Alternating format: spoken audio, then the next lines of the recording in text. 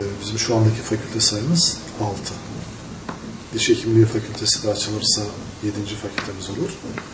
Ve akabinde Sağlık Bilimleri Fakültesi'ne açmayı düşünüyoruz. Sağlık Yüksek Okulumuz var. 6 tane de program var o. Onu Sağlık Bilimleri Fakültesi'ne dönüştüreceğiz inşallah. Böylece hem diş hekimliği hem de Sağlık Fakültesiyle beraber sağlık alanında da hem eğitim hem de hizmet verecek fakültelerimiz olacaktır inşallah. Malumunuz bu öğrencilerin özellikle Batı'dan veya diğer Orta Anadolu'dan gelmesini sağlayacak bazı fakülteler vardır. İşte bunlardan bir tanesi tıp fakültesi gibi, diş hekimliği, eczacılık, hukuk, eğitim fakülteleri gibi.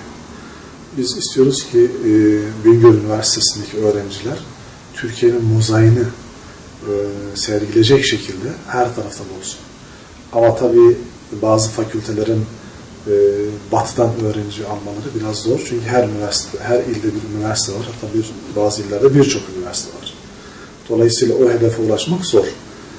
Bingöl Üniversitesi'nde sağlıkla ilgili olarak hizmet veren herhangi bir fakültemiz yok. Mesela tıp fakültesi gibi vesaire. Ama diş hekimliği fakültesi kurduğumuz zaman şu anda komşu illerimizden Diyarbakır ve Erzurum'da var biliyorsunuz. Elazığ'da da yeni kurulacak. Ama Muş'ta, Tunceli'de yok. Böylece bizim kendi bölgemizde Muş'un bir kısmını, Tunceli'nin bir kısmını ve Bingöl'ün de tümünü hesapladığımız zaman Bingöl nüfusun neredeyse 2 katını aşan bir potansiyele sahip olmuş olacağız. Ve bu hastalar Diyarbakır'a, Erzurum'a, Malatya'ya gideceklerine Bingöl'deki en yakın olan bir üniversitedeki diş hekimliği fakültesine gitmiş olacaklardır. Böylece sağlık alanında da üniversitemiz girmiş olacak.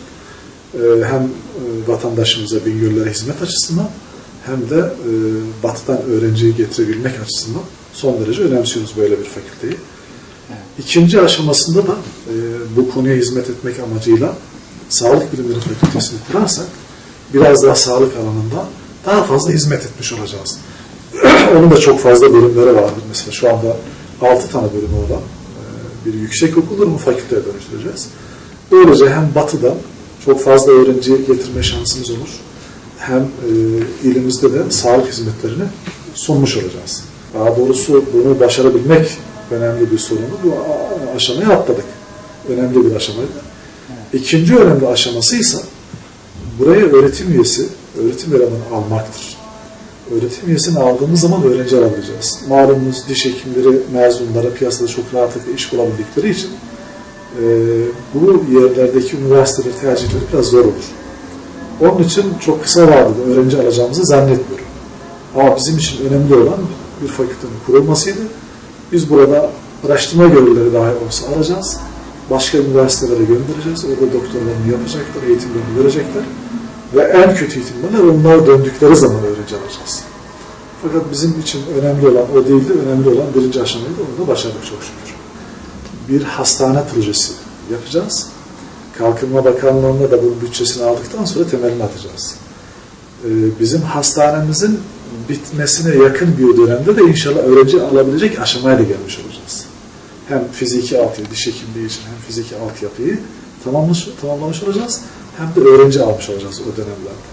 Ve böylece öğrenci geldiği zaman uygulama alanı olan diş hekimliği hastanesine kavuşmuş olacaktır.